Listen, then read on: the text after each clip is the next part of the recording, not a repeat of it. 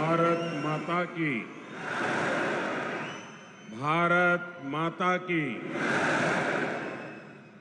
जय। मां भद्रकाली, भद्रकाली अम्मवारी महत्यानिकी सम्मक्का सारलम्मा पौरुषानिकी रानी रुद्रमा पराक्रमानिकी प्रख्याति गांचिना वरंगल को रावणम संतोषंगा उंदी।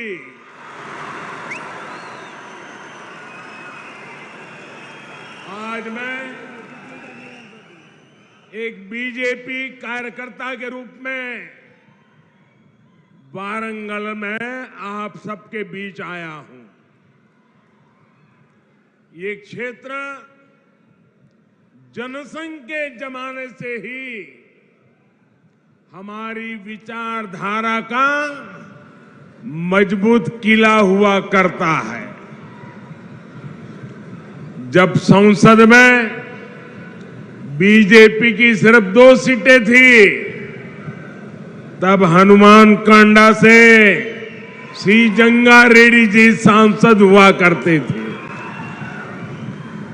आज बीजेपी दुनिया का सबसे बड़ा राजनीतिक दल है, तो इसमें तेलंगाना की इस धरती की बहुत बड़ी भूमिका है।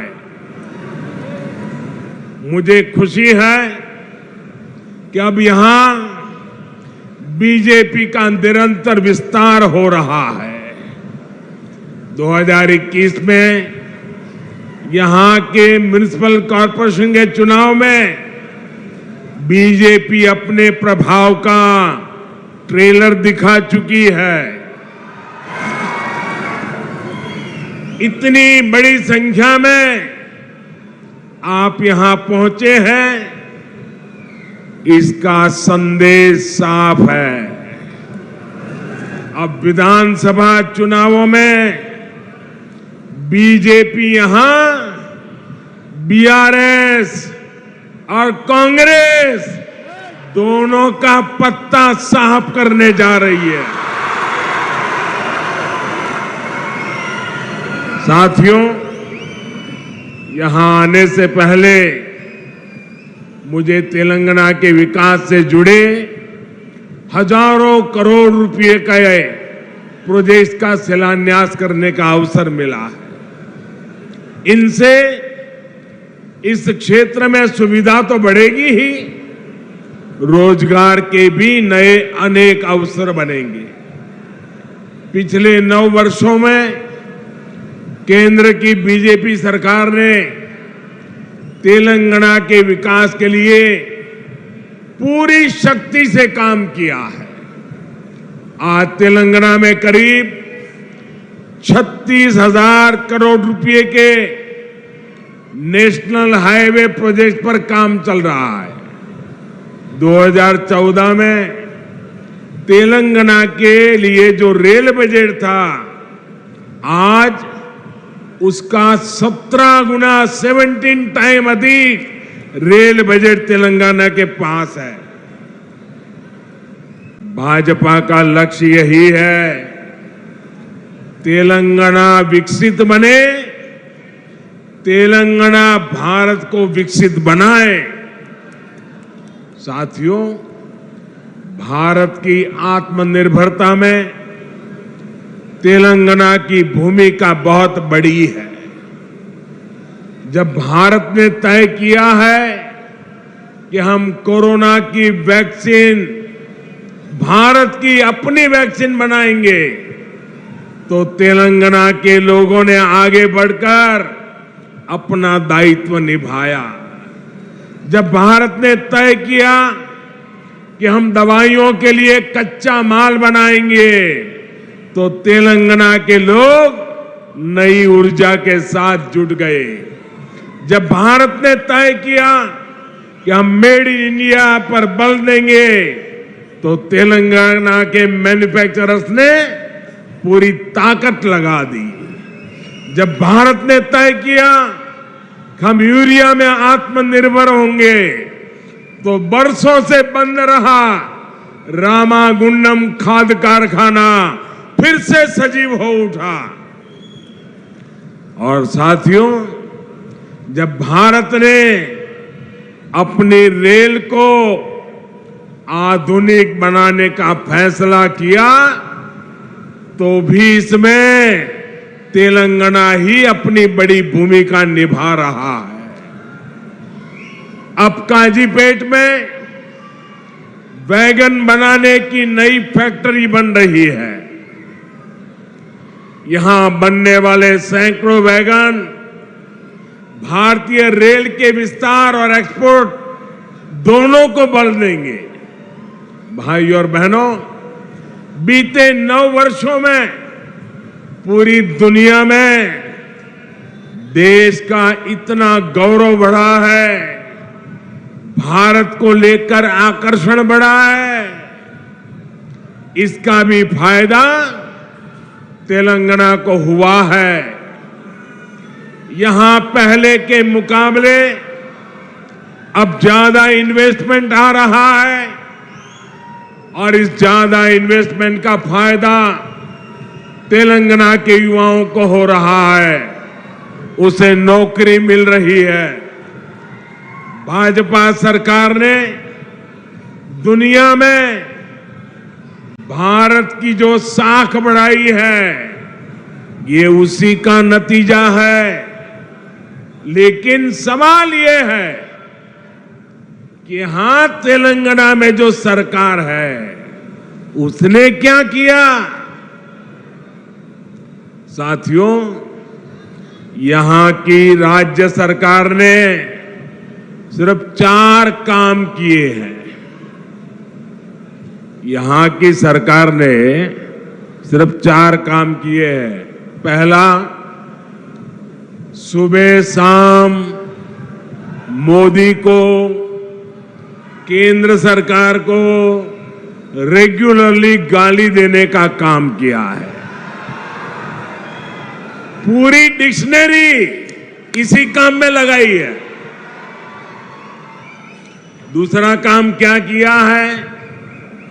एक परिवार को ही सत्ता का केंद्र बनाने का और खुद को तेलंगाना का मालिक साबित करने का काम किया है। तीसरा काम क्या किया है? इन्होंने तेलंगाना के आर्थिक विकास को चौपट कर दिया। चौथा काम क्या किया? चौथा, इन लोगों ने तेलंगाना को भ्रष्टाचार में डुबो दिया। आज तेलंगाना में ऐसा कोई प्रोजेक्ट नहीं है जिसमें भ्रष्टाचार के आरोप नहीं है। केसीआर सरकार यानी सबसे भ्रष्ट सरकार। और देखिए खेल, अब तो दिल्ली तक इनके भ्रष्टाचार के तार फैल गए हैं। हम पहले 2 देशों या 2 राज्यों की सरकारों के बीच विकास से जुड़े समझौतों की खबरें सुना करते थे कि भाई विकास के लिए 2 राज्यों ने समझौता किया, पानी के लिए 2 राज्यों ने समझौता किया, ऐसी खबरें आती थी। लेकिन ये पहली बार हुआ है जब 2 राजनीतिक दलों और 2 राज्य सरकारों के बीच भ्रष्टाचार की डील के आरोप लगे हैं। ये दुर्भाग्य है कि जिस तेलंगाना के लिए जनता ने इतना संघर्ष किया, इतने बलिदान दिए, उस जनता को ऐसे दिन देखने की नौबत आई है। और साथियों, मैं एक और बात कहूंगा, यहां सत्ता में जो परिवार बैठा है, जो करोड़ों को घोटालों में लिप्त है, जिस पर जांच एजेंसियों का शिकंजा लगातार कस रहा है, जिसकी पोल तेलंगाना के लोगों के सामने खुल चुकी है, वो परिवार अब तेलंगाना की जनता को गुमराह करने के लिए, माइंड डाइवर्ट करने के लिए नए नए हथकंडे अपना रहे हैं। आपको इन हथकंडों से, इनकी चालबाजियों से सावधान रहना है। साथियों, मैं जब भी तेलंगाना आता हूं, आप सभी लोगों की एक और छटपटाहट समझ आती है। आप लोगों ने कभी नहीं सोचा था कि एक दिन इस तरह परिवारवादी राजनीति के शिकंजे में हमारा तेलंगाना फंस जाएगा। परिवारवादियों को सिर्फ अपने बच्चों, अपने बेटे बेटियों के भविष्य की चिंता होती है। उन्हें देश के, तेलंगाना के दूसरे बच्चों का भविष्य बर्बाद होने से कोई फर्क नहीं पड़ता। और देश के लोगों को, तेलंगाना के लोगों को एक और बात भी नोट करनी होगी। ये जितनी भी परिवारवादी पार्टियां हैं, उनकी नींव भ्रष्टाचार पर खड़ी होती है। परिवारवादी कांग्रेस का भ्रष्टाचार पूरे देश ने देखा है। परिवारवादी बीआरएस का भ्रष्टाचार पूरा तेलंगाना देख रहा है। कांग्रेस हो या बीआरएस, दोनों ही तेलंगाना के लोगों के लिए घातक है। इन दोनों से ही तेलंगाना के लोगों को बचकर रहना है। साथियों, किसी भी जनप्रतिनिधि के लिए सबसे बड़ा पाप होता है अपनी जनता का भरोसा तोड़ना।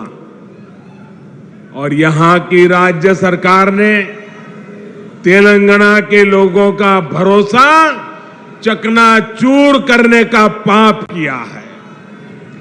कितनी सारी उम्मीदें लगाई थी आप लोगों ने, लेकिन हर उम्मीद को तेलंगाना सरकार ने तोड़कर रख दिया। यहां की सरकार अच्छी तरह जानती है कि पिछले 9 साल में उसने तेलंगाना के लोगों को सिर्फ और सिर्फ धोखा दिया है। उसने राज्य में एक के बाद एक भर्ती घोटाले करके यहां के युवाओं के साथ विश्वासघात किया है। तेलंगाना आंदोलनों के वो दिन मैं कभी भूल नहीं सकता। कितनी बड़ी बड़ी बातें कही गई थी कि हम यहां लाखों भर्तियां करेंगे, युवाओं को सरकारी नौकरी देंगे, लेकिन आपको इन लोगों ने सिर्फ और सिर्फ झूठ ही दिया है। तेलंगाना में भ्रष्टाचार का जो खुला खेल चल रहा है, इसका सबसे बड़ा नुकसान यहां के युवाओं को उठाना पड़ रहा है। Telangana state public service commission scam के बारे में कौन नहीं जानता है। पिछले 9 वर्षों से तेलंगाना के लाखों नौजवान सरकारी भर्तियों का इंतजार कर रहे हैं, लेकिन यहां की सरकार ने सरकारी नौकरियों को अपने नेताओं की तिजोरी भरने का माध्यम बना दिया है। साथियों, तेलंगाना की 12 यूनिवर्सिटीज में हायर एजुकेशन को तबाह करके यहां की सरकार ने लाखों नौजवानों का भविष्य बर्बाद कर दिया है। आज भी तेलंगाना की यूनिवर्सिटीज में 3000 से ज्यादा टीचर्स के पद खाली पड़े हैं। आज भी तेलंगाना की सरकारी स्कूलों में टीचर्स की 15,000 से ज्यादा पोस्ट खाली पड़ी है। क्या ये इन स्कूलों में पढ़ने वाले बच्चों के साथ विश्वासघात नहीं है क्या? धोखा नहीं है क्या? इन लोगों ने आपसे वायदा किया था कि हर बेरोजगार को 3,000 रुपये का भत्ता देंगे। ये वायदा करके भी तेलंगाना सरकार ने नौजवानों को सिर्फ धोखा दिया, विश्वासघात किया। इन लोगों ने आपसे वायदा किया था कि गरीबों को 2 बेडरूम वाले 7 लाख फ्लैट बनाकर देंगे। ये वायदा भी यहां की सरकार पूरा नहीं कर पाई है। ये लोग किसानों के 1 लाख रुपया तक के कर्ज को माफ करने की बात भी कहा करते थे, लेकिन इस वायदे पर भी इनकी सरकार ने तेलंगाना के लोगों को सिर्फ विश्वासघात ही दिया है। साथियों, मुझे पता है कि तेलंगाना की ग्रामीण पंचायतें, यहां के सरपंच यहां की सरकार से कितने गुस्से में हैं, कितने नाराज हैं। ये बीजेपी की केंद्र सरकार है जिसने तेलंगाना की ग्राम पंचायतों को 12,000 करोड़ रुपए से ज्यादा सीधा देने का सुनिश्चित किया है। यहां की ग्राम पंचायतें ज्यादातर काम सेंट्रल फंड से ही करा रही है। केसीआर सरकार यहां ग्राम पंचायतों के सामने लगातार मुश्किल खड़ी कर रही है। इसलिए तेलंगाना की हजारों पंचायतें भी अब यहां की परिवारवादी सरकार को पटखनी देने का इरादा कर चुकी है। साथियों, बीजेपी सरकार ग्रामीण अर्थव्यवस्था को मजबूत करने के लिए गांवों में ज्यादा से ज्यादा खर्च कर रही है। पैडी प्रोक्योरमेंट के माध्यम से यहां के धान किसानों को पिछले 9 साल में 1,30,000 करोड़ रुपए से ज्यादा दिए गए। मनरेगा के तहत तेलंगाना के गांवों में करीब करीब 25,000 करोड़ रुपए का काम कराया गया है। पीएम किसान सम्मान निधि के जरिए भी तेलंगाना के करीब 40 लाख किसानों के बैंक खाते में 9,000 करोड़ रुपए सीधे भेजे गए हैं। पीएम आवास योजना के तहत जो करोड़ों घर बनाए गए हैं, उनसे भी हजारों करोड़ रुपए ग्रामीण अर्थव्यवस्था में पहुंचे हैं। साथियों, बीजेपी ने निरंतर प्रयास किया है कि किसानों को सशक्त करें, उनके खर्च कम करें, उनकी आय बढ़ाएं। हमने लागत का 1.5 गुना एमएसपी देने का वादा किया था। हमने वो गारंटी को पूरा करके दिखाया। हमने दाल की एमएसपी पर रिकॉर्ड खरीदी करके हमारी गारंटी पूरी की। हमने सिंचाई के नेटवर्क को सशक्त करने का वादा किया था, वो गारंटी भी हमने पूरी की। किसानों को कोल्ड स्टोरेज की दिक्कत ना हो, इसके लिए दुनिया का सबसे बड़ी भंडारण योजना पर पूरा काम हो रहा है।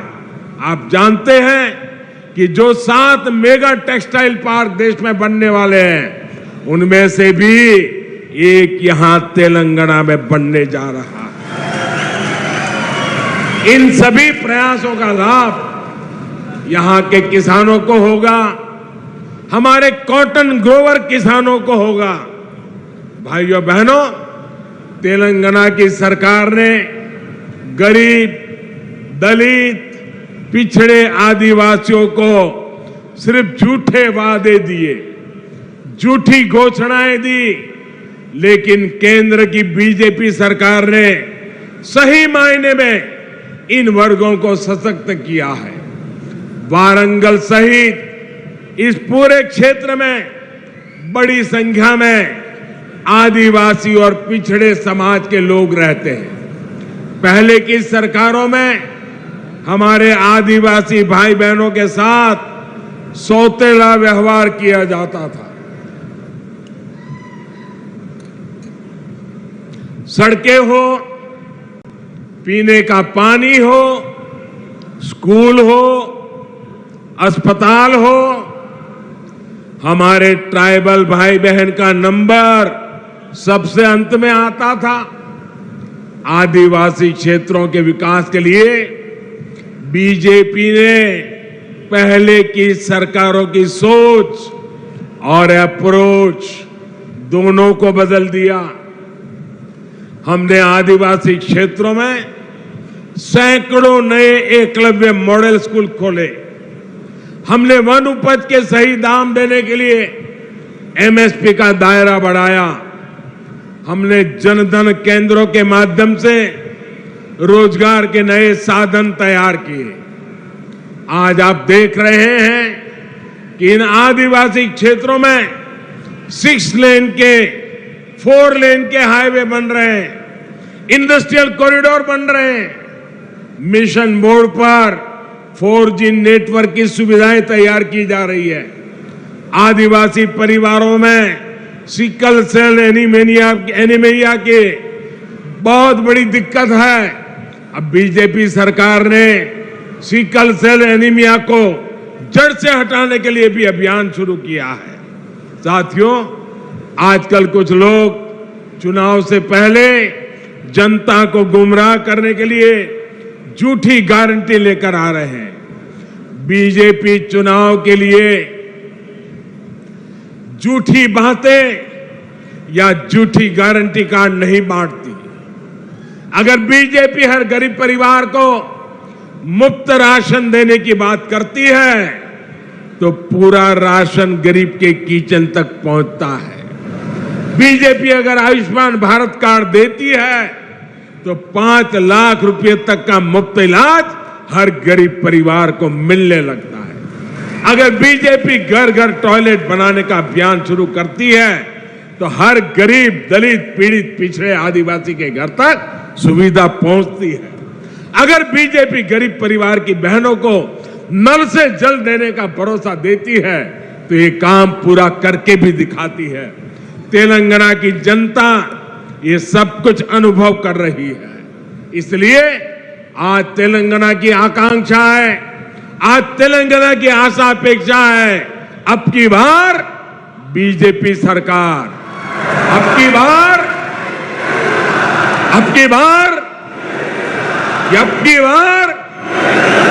यही भाव मैं यहां वारंगल में देख रहा हूं, पूरे तेलंगाना में देख रहा हूं।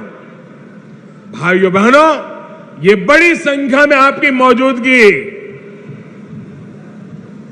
हैदराबाद में उस परिवार की नींद हराम कर रही है। और मैं देख रहा हूं अब तेलंगाना के लोगों ने भाजपा की सरकार बनाने का फैसला कर लिया है। मैं फिर एक बार आप सबको बहुत बहुत शुभकामनाएं देता हूं। बहुत बहुत धन्यवाद। मेरे साथ बोलिए भारत माता की। दोनों हाथ ऊपर करके पूरी ताकत से बोलिए भारत माता की जय, भारत माता की जय, भारत माता की जय।